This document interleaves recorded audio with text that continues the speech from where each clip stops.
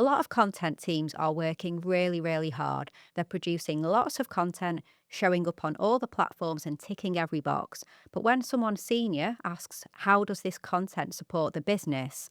They can't always answer that question. There's a misalignment between content being created and business goals. This is a common problem and something we're going to address in today's episode.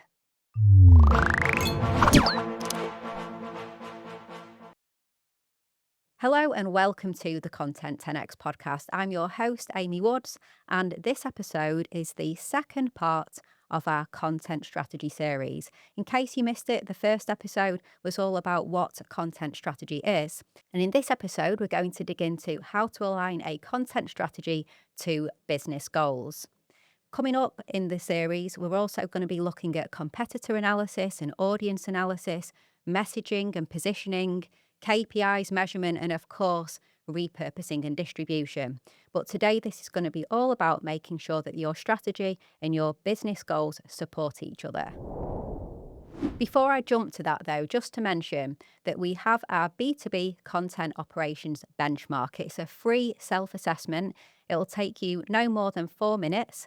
It's a series of questions about content strategy and planning, team ops and tech, and also team capability and culture. And from it, you will get a personalised report. So there will be lots of different recommendations and resources and actions that you can take off the back of your benchmark assessment.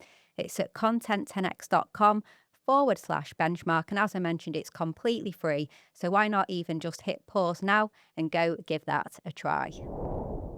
Now, as I mentioned, this episode is about the alignment of content strategy and business goals, because that's where a content strategy should start.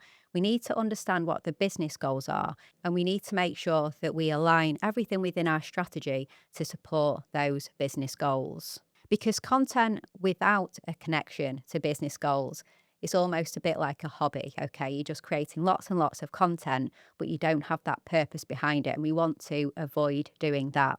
So your content strategy should make sure that every piece of content that you create has a clear purpose and is aligning to your business overall. And what do I mean when I say business goals? I've said this a lot, but what do we actually mean by business goals? So it could be many things. And this is where you need to work with, senior stakeholders, the board, etc., to really understand together what the goals are of the business. Now, from a content perspective, this may be that you're going to support brand awareness. That could be a big goal of the business to really improve brand awareness in the marketplace. It could be pipeline growth. So maybe that is the key focus of the business for that year, is to really, really drive pipeline. And that's what you need to be supporting with your content strategy. Or perhaps it's new products and product releases and building awareness of those products. It may be that you are trying to become a leader of a category or even create a new category as well. So that could be a business goal that you're in support of. Something else could be customer retention, actually. So it's not about brand awareness or new products, but you want to really focus for the next year or so on retaining customers. So the content strategy could support that. Or it might not be products in terms of new products. Maybe there are no new products in the near future, but it's all about product adoption as well. So that could be another key business goal. And something else that is really important can be employer brand too.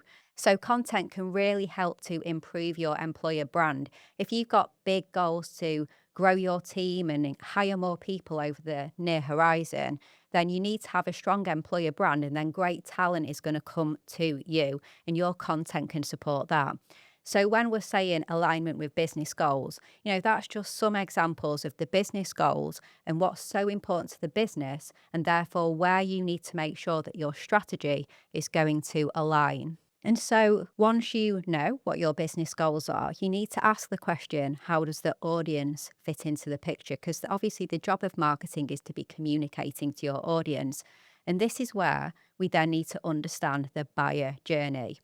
So are they in the awareness phase, or is it more the consideration phase? Or perhaps we're moving more towards decision making, or maybe they are now a customer and this is all about post-decision and actually the communications with your customers, as I mentioned earlier when we were talking about business goals. So Your audience are going to be in different stages of this buyer journey, and your content, therefore, isn't just supporting an audience broadly, but it's supporting the audiences at the different stages of the buyer journey. And that's really, really important to consider.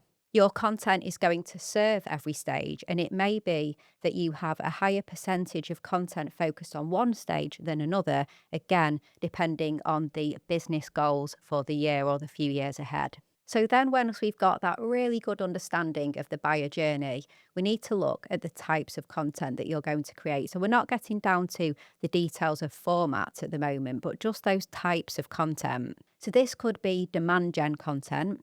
And then we're looking at, are we capturing demand or are we generating demand? Or perhaps this is thought leadership content. So it's all about positioning yourself as a leader and authority in your industry. It could be sales enablement. So really this content is all about helping to enable those sales. And maybe this would be more supporting pipeline growth. Or maybe it's customer education. As we mentioned, if a key business goal is about supporting current customers, then customer education could be the types of content that you create. So there are all sorts of varied content. Thought leadership is usually really, really key in B2B because this is all about trust. But it may be that there is more of a focus as well towards, for example, demand gen, customer education, etc. So you need to really just understand those different types of content. Now, I'd like to also make the point here that this can all get a lot more complex in B2B. Now, firstly, it's usually not one buyer. It can be a buyer committee in B2B. And so you're thinking about this and creating content for those different buyers.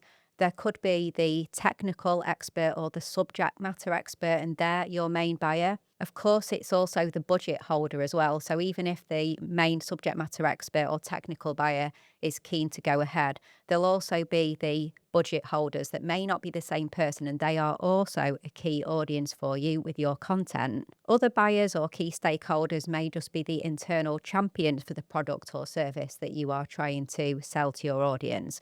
And then also there's the end user as well. So there's a complex buying committee when it comes to B2B. It's not just one buyer. And we're factoring that into our content and our messaging as well. So this just makes B2B a little bit more complex. And that's why content strategies often are quite complex in B2B. So to figure all of this out, of course, you need to gather audience insight. And there are lots of different ways that you can do this. Now, one important way would be to speak directly to sales, of course, because they are talking to your customers and your potential customers all the time. So speak to them and you'll be able to gather insight.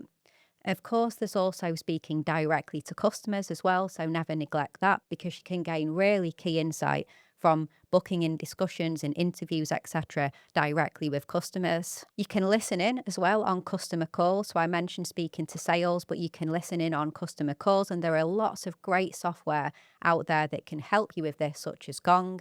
And you can review data as well. So CRM data can be super useful for gathering audience insights. And you can look at comments and engagement and things like that on your social media channels as well. So bringing this all together can really help you to understand that audience and the buyers and the personas. And what you're looking for here, of course, is the different stages along the buyer journey.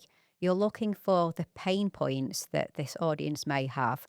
You're looking for any objections that they may have to move forward with working with you. And from studying this, from the pain points and the objections, you can try and work out the types of content that are going to serve them in different points of the journey. And remembering that the pain points may be different as they move through the journey. So you need to assess that and you need to assess what types of content will support them at every stage. If you were able to listen to or watch the last episode, which was all about the foundations of a content strategy, I shared an analogy of building a house where we talked about how the blueprint for the house is more like the strategy, and then the plans are when everything starts to come together and we have contractors and materials and all the detailed plans, and then there'd be these bursts of campaigns like fitting the kitchen and doing all the plastering, etc.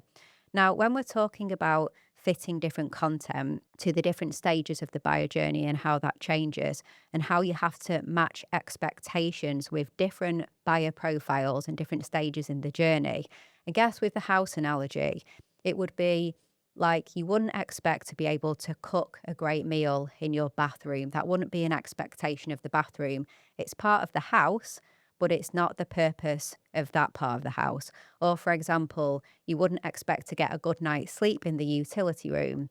So, this is where we're talking about how you need to match the intention of the content with what it's designed for, but also what your audience is expecting at that stage. So, match the expectation and their pain points and objections as well. Now, let's talk about measuring whether your content is hitting the business goals, because obviously that's super, super important. We're going to do an entire episode in this mini part series on strategy all about measurement and KPIs. So, I'm going to go into the detail with that, but just to say here that yes, absolutely, you need to work out how you are going to measure those business goals. And then when the content is there to align with that business goal, how you'll measure the content goals too. And you're going to be looking at how you can see a correlation between the success of that content and also, therefore, the success of the business goal that it supports. So, like I said, we're doing a whole episode on this, but measurement is, of course, crucial to this activity. Okay, so thank you so much for joining me in this episode. In the next episode, we're going to be looking at competitor analysis. I can't wait to take you through that.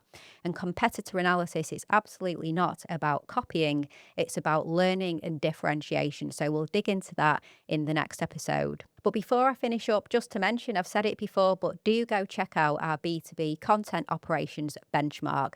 Completely free self-assessment, and you go through a series of quick fire questions, and then you'll get a personalized report. So it covers content strategy and planning, a lot of what we've covered in today's episode.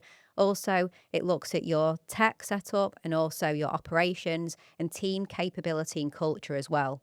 It shouldn't take you any more than 4 minutes, and then you'll get the personalized report. So it's not generic at all, it's personalized, and it will point you in the direction of useful resources and give you actions and tips, etc. We're getting great feedback, so please head to content10x.com/benchmark if you'd like to have a go at that. And finally, just to say that if you want help with your content at all, whether that's with content strategy and planning or content creation, content repurposing, we cover all different types of B2B content here at Content 10x, from white papers to reports to webinars to podcasts to videos, animations. So if you want help and you'd like to chat, then just head to content10x.com/inquiry. Now, all that's left to say is thank you so much for listening to this episode, and we'll catch you in the next one.